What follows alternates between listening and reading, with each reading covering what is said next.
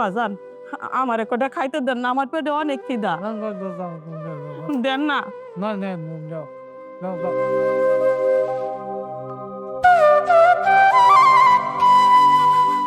ও বাজান, আমারে 10টা টাকা দেন না, আমি 2 দিন ধরে খাই না। বাসায় কাজ করে খাইতে পারেন না?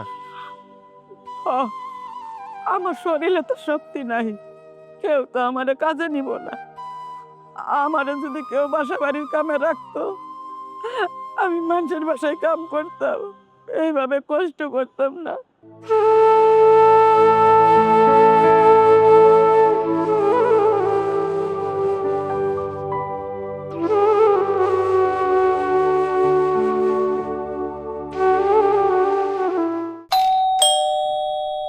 কে এই অসময় আবার কে আসে? শাহিন, বাবা তুই এইখানে এত বড় বাড়িতে? আমি তোরে কত জায়গায় খুঁজছি, কতদিন পর তোরে দেখলাম। বাজান রে, তোরে দেখা আমার বুকের ভিতরটা খুব খুশি লাগতাছে। আমি তোরে কতদিন ধরে দেখি না। মা, তুমি এখানে কেন? তুমি এখানে কিভাবে আসলে? আর তুমি কিভাবে জানো যে আমি এখানে থাকি? আমি জানতাম না, আমি জানতাম না বাজান তুই এই বাড়িতে থাকস। না মা, তুমি এটা ঠিক করো নাই। তুমি এখানে কিভাবে চলে আসলে? বাসার সবাই দেখে ফেললে আমার মান সম্মান থাকবে না। দেখো মা, আমি এখন অনেক বড় মস্ত একটা অফিসার হয়ে গেছি। দুলাভাই, সকাল সকাল কি আসছে? অফিসের চাপা বসতো নাকি? না, উনি একজন ফকির, খাবার চাইতে আসছে।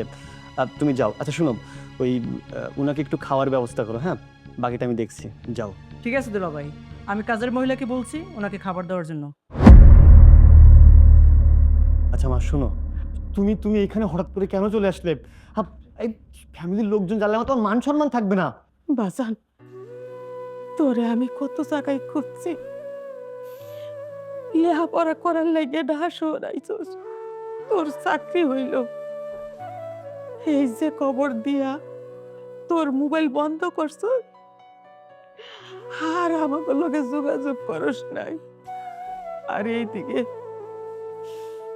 তোরে পড়ালেখা করাইতে যাইয়া জমা জমি বাড়ি বিটা সব মহাজনের কাছে বন্ধক ছিল, উনি সব কিছু নিয়ে নিছে, আমারে গেরাম ছাড়া করছে। তোরে খুঁজতে খুঁজতে এই শহরে আইসা উঠছি। এই যে পেট অনেক ক্ষুধারে বাজার, কি করুম, মানুষের কাছে চাইয়া মাইকিয়া কোনো মতে খাইয়া বাচ্চা আছে, এই জন্য তো এই বাড়িতে ঢুকছি।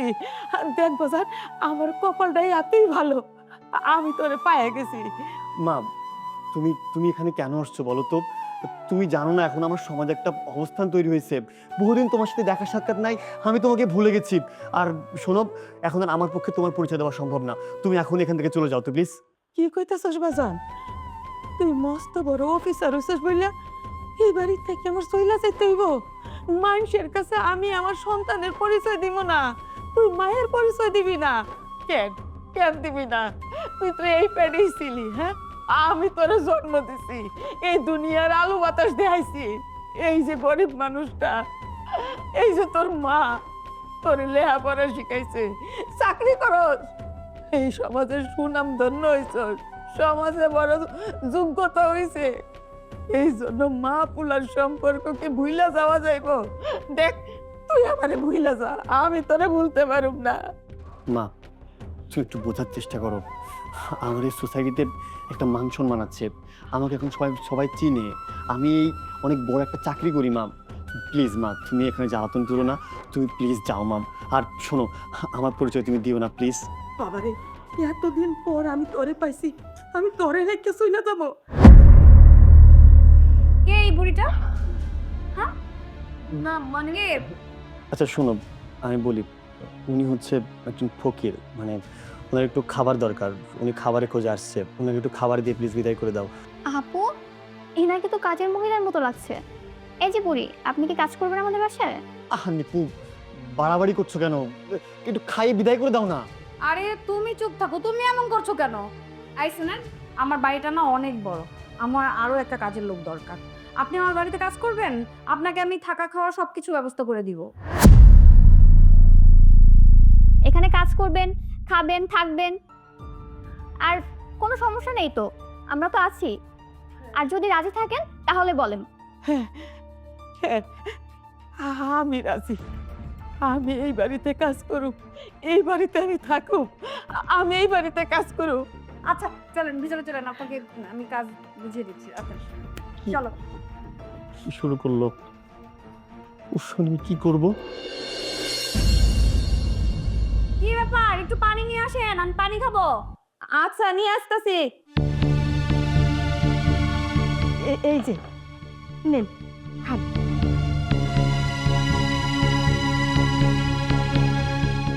নেন আম্মা। আরে এটা আপনি কি করলেন? হ্যাঁ,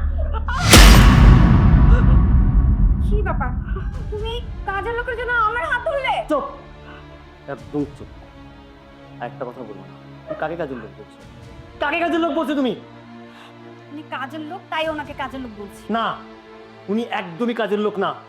অনেক দিন থেকে দেখতেছি তোমরা মানুষটার উপরেই ইচ্ছা মতো অত্যাচার চালাচ্ছ। কি করছে মানুষটা?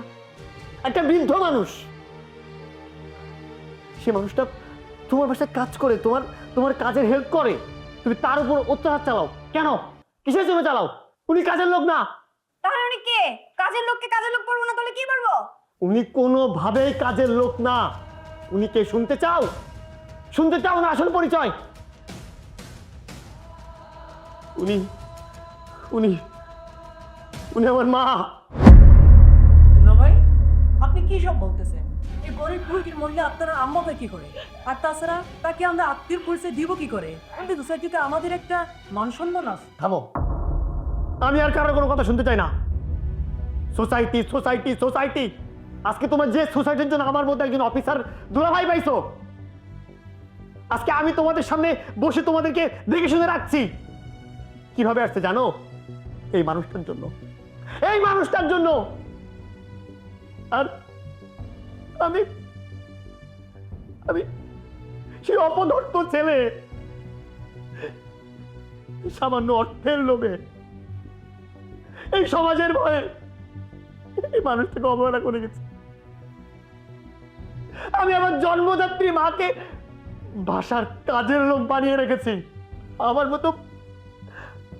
মতো কুলাঙ্গার ছেলের এই দুনিয়ায় থাকার কোনো দরকার নেই। তোমরা থাকো এই বাড়িতে, আমি চলে যাচ্ছি। না খোকা না, আমার জন্য তোরা ঝগড়া করিস না। তোর এত সুন্দর সাজানো গোছানো সংসারটা আমার জন্য অশান্তিতে ভইরা দিস না বাবা। তুই বাসা চাইরা যাবি কে? আমি যে হাত দেখে আইছি, আমি ওইখানে চাইলে যাবো বাজার। না, এই বাড়ি ছেড়ে কারো যেতে হবে না। শোনো সাফি, উনি যে তোমার মা সেটা আমি অনেক আগেই বুঝতে পেরেছি। যখন এই বাড়িতে উনি ঢুকেছিল তখনই আমি বুঝতে পেরেছি, কারণ আমার বাড়িতে কোনো ভিক্ষু আর রুমের ভিতরে ঢুকতে পারে না। আমি এটা দেখে অনেক অবাক হয়েছি। তাছাড়া উনি এই বাড়িতে থাকার পর থেকে আমি তোমাদের দুজনকেই ফলো করছিলাম। আমি মাঝে মাঝে দেখেছি রাতের বেলা তুমি তোমার মায়ের ঘরে যে তোমার মার পা টিপে দিতে, তখন আমার সন্দেহটা না আরো সত্যি হয়ে গেল। আর এই সত্যি কথাটা তোমার মুখ থেকে বের করার জন্য আমি এই নাটকটা সাজিয়েছি। শুধু আমি না, আমার ভাইয়ের বউ এটাতে জড়িত আছে। তার মানে তোমরা সব কিছু জানতাম, তাহলে আমাকে এতদিন কেন বললে না? হ্যাঁ দুলা ভাই, আমরা সব কিছুই জানতাম। আপু তো প্রথম থেকেই সন্দেহ করছিল, তারপর আমাকে বলল। আমরা দুজন মিলেই এই প্ল্যান করেছি। শোনো সাপি, আমার না ভাবতে অবাক লাগছে, তুমি আমার স্বামী। ছি, যেই মা তোমাকে 10 মাস 10 দিন গর্ভে ধরেছে, তোমাকে লালন পালন করে এত বড় করেছে, লেখাপড়া শিখিয়েছে, সেই মাকে তুমি পরিচয় দিতে চাচ্ছ না? এই তুমি কেমন ছেলে? হ্যাঁ, তুমি তো ভালো ছেলেই হতে পারোনি, তুমি কেমন স্বামী হবে? হ্যাঁ, তোমাকে তো আমার এখন বিশ্বাস হয় না। ছি ছি ছি, তোমার কাছ থেকে না আমি এটা আশা করিনি। নিজের মাকে তুমি পরিচয় দিতে চাও না, আর ভাবতেই লজ্জা হচ্ছে। শোনো, তোমার মার কাছে না এক্ষুনি ক্ষমা চাও। আমি জানি না আল্লাহ তোমাকে ক্ষমা করবে কিনা, অন্তত তোমার মার কাছে তুমি ক্ষমা চাও। মা, আমি যে ভুল করেছি, আমি জানি এই ভুলের কোনো ক্ষমা নেই। কারণ যদি কোনো সন্তানের জন্য তার মায়ের কষ্ট পায়, তাহলে আল্লাহর আরশ পর্যন্ত নাকি কেঁপে যায়। আমি আমার মাকে কষ্ট দিয়েছি, আমি আমার মাকে আমার বাড়ির কাজের লোক বানিয়ে রেখেছি, তারপর অত্যাচার হয়ে গেছে। কিন্তু আমি কত অপদার্থ ছেলে যে আমি কোনো প্রতিবাদটুকু বন্ধ করতে পারিনি। কিন্তু মা, আজকে সময় আসছে আমার এই পাপের প্রায়শ্চিত্ত করার। মা, আমাকে তুমি ক্ষমা করে দাও, তুমি তোমার সন্তানকে তোমার বুকে ফিরিয়ে নাও মা। একটা বারের জন্য তুমি তোমার সন্তানকে মাফ করে দাও মা। আমি এই ভুল আর জীবনে কখনো করবো না। আমি যত জীবন বাঁচবো আমি তোমার সেবা যত্ন করে যাবো মা। আমার ভুল ভাঙছে মা, তুমি আমাকে ক্ষমা করে দাও মা, আমাকে ক্ষমা করে দাও মা।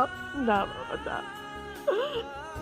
তোর পায়ে যাইতে না, তুই আমার বুকের ধর, আমার সাত রাজার ধর, আমি আমার কলিজা বাবা।